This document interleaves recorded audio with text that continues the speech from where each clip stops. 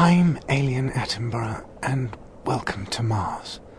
I'm going to be giving you an insight into the unknown creatures of Mars's wild forests and desert plains. Follow me to discover the Red Planet's best-kept secrets. Leah loves to fly around, as she is a deadly predator in the air. She is almost the last of her kind. Look at the way she lands. She is a very graceful and elegant animal, and a distant relative of the earth swan. See what I said? She has found a worm. Leah has a very unusual way of eating. The only way it can be described is like eating spaghetti. Hold tight, what have we got here? Are we about to witness the first sighting of this shy and normally nocturnal creature, the Cidithel? This blind creature has the ability of using laughter to kill other creatures by tickling them with its large bushy tail. This tail would have anyone in fits of laughter, but it's all too much for the Leah to cope with. The Cidithel is the only creature known to be able to break open the Leah's defense position. Poor Leah. Cidithel didn't mean to kill him. The mix of Cidithel's mating dance and Leah's ticklish nature was a deadly mix. Here is a wild Gallopoli, also known by its Latin name Fogu-gu. The Gallopoli has a very unusual way of feeding. Unlike other plant-dwelling insects, the Gallopoli doesn't exactly eat its prey. Here you see the incredible side of how the Gallopoli injects its poison into another creature, and then eats the spots from its back, peeling them like a banana. I'm now going to pick up the Gallopoli, as his bite is only poisonous to insects. And here we have a family of Fallopolis around an egg, which is hatching. This is a big event. It only happens every 10 years. Fallopolis are very friendly, but no one has ever seen one hatch. Can you believe we are witnessing this rare and wonderful sight? Now, babies are always very friendly, even to strangers, so it won't mind if I pick him up.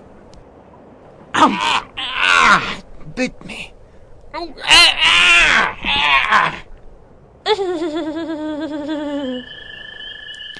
This is a dust hopper, also known as Pulvis hopitis.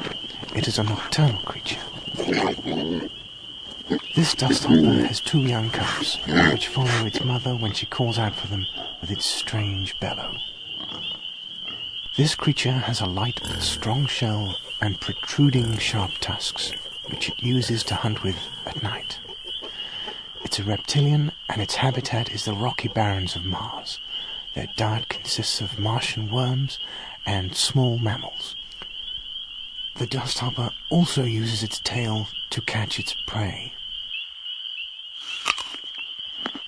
When food is scarce, it grinds its tusks against rocks to extract nutrients.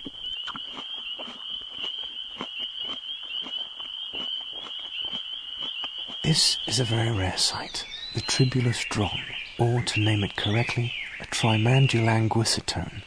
It is incredibly uncommon to see one, as this is believed to be the last of its species.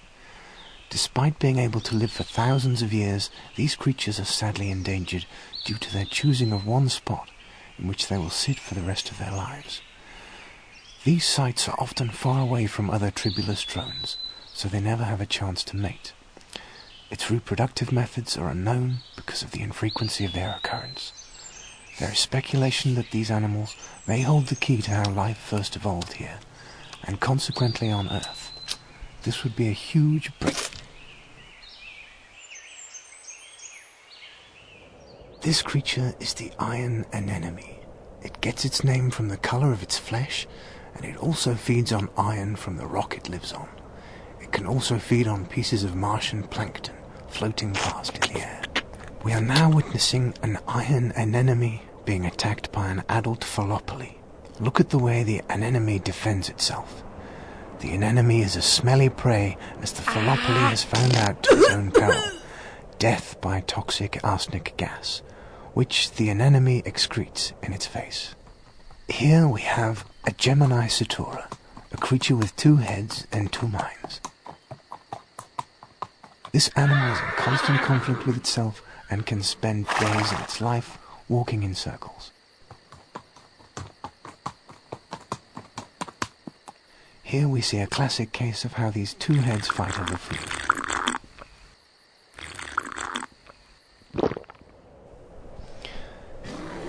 We now approach the hippo munchbug, a solitary creature guarding its eggs from the dust.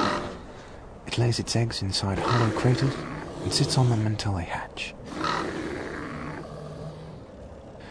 They eat mainly small rodents such as rats and mice.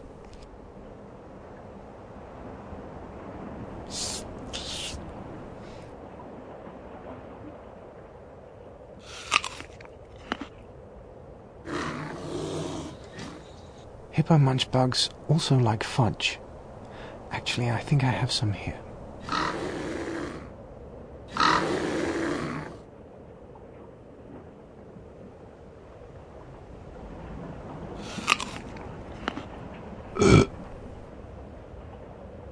I think he liked that. I've documented many species, but none as amazing as these wonderful creatures. I hope you've enjoyed them. I'm now off to see the lunar seals on Neptune.